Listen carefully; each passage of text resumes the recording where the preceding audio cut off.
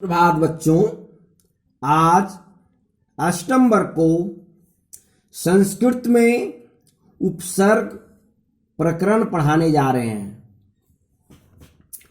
क्रियाओं और कृदंत प्रत्यय युक्त शब्दों के प्रारंभ में उपसर्गों का प्रयोग किया जाता है।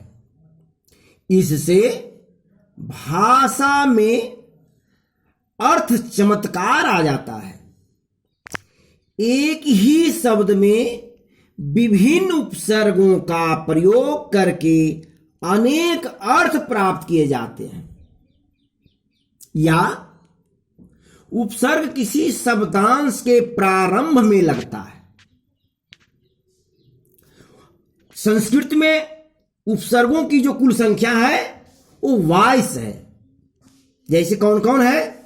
प्र है, परा है, अप है, सम है, अनु है, औ है, निस है, निर है, दुस है, दुर है, वी है, अंग है, हर्षई न है, अधि है, अपि है, अति है, सु है, उत है, अभि है और प्रति है। ये सब जो 22 उपसर्ग हैं वो संस्कृत के हैं। उदाहरण के लिए जैसे हारह में प्र उपसर्ग लगा दिए तो हो गया प्रहारह। फिर वही हारह शब्द वही है, लेकिन उसमें आ उपसर्ग लगा जब देते हैं तो बन जाता है आहारह। फिर वही हारह शब्द है शब्द का अंश, और उसमें सम उपसर्ग लगा दिए तो हो गया संहारः। इसी प्रकार क्रिया के भी कुछ उदाहरण हैं धातु के। जैसे गम या गच्छ धातु से गच्छति शब्द है, तो गच्छति का अर्थ होता है जाता है। तो गच्छति में जब आ उपसर्ग लगा देते हैं तो हो जाता है आगच्छति, यानी इसका हिंदी अनुवाद होता है आता है।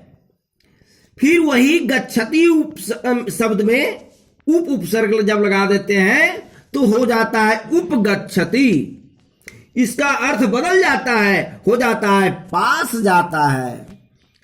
ठीक, अधि जोर गच्छति बराबर अधिगच्छति हो जाता है। इसका अर्थ भी बदलकर समझता है हो जाता है। अब आइए क्री धातु में, जिसका अर्थ करोति है। करोति यानी हिंदी में करता है। क्री धातु से करोति शब्द बना और करोति का अर्थ करता है। तो क्री धातु में करोति के पहले अगर अनु उपसर्ग लगाते हैं तो उससे एक शब्द अनुकरोति शब्द बन जाता है। उसका हिंदी अनुवाद हो जाता है अनुकरण करता है। उसी प्रकार करोति शब्द में ही अगर उप उपसर्ग लगा देते हैं तो बन जाता है उपकरोति, यानी उपकार करता है। आ जाइए फिर करोति शब्द में ही क्रिया जो है करोति, उसमें अगर वी उपसर्ग लगाते हैं तो बन जाता है विकरोति। इसका अर्थ हो जाता है दूषित करता है, यानी अर्थ सबका बदल जाता है। आ जाइए भू धातु में। भू धातु के शब्द में भवती, भवती माने होता है हो जाता है। तो वही भवती में अगर हम अनु उपसर्ग लगाते हैं तो बन जाता है अनुभवती, यानी अनुभव करता है। ठीक उसी प्रकार भवती में अभि उपसर्ग अगर लगाते हैं तो हो जाता है अभिभवती, यानी तिरस्कार करता है। फिर अगर भवती में परि उपसर्ग लगाते हैं तो हो जाता है परिभवती। इसका अर्थ हो जाता है हराता है। आ जाइए चर उपसर्ग में। अगर चर उपसर्ग में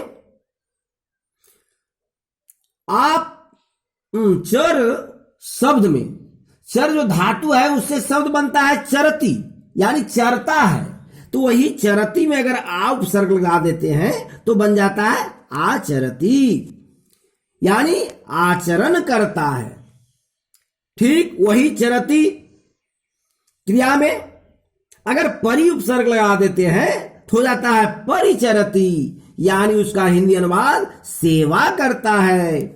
फिर देखिए उसी प्रकार चरति शब्द वही है, चरति क्रिया का जो शब्द है चरति, लेकिन अगर उसमें उत उपसर्ग लगा देते हैं तो बन जाता है उच्चरति, माने बोलता है।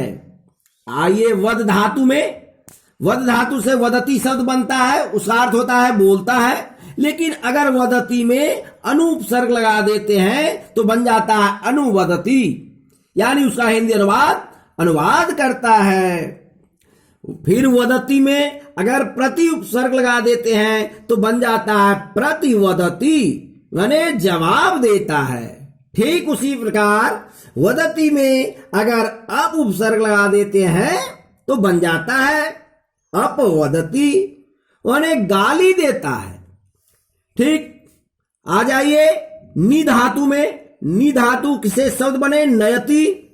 नयति क्रिया का अर्थ होता है ले जाता है।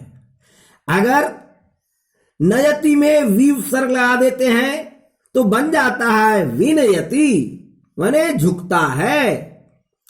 ठीक उसी प्रकार नयति में आ उपसर्ग लगाते हैं तो हो जाता है आनयति, माने लाता है।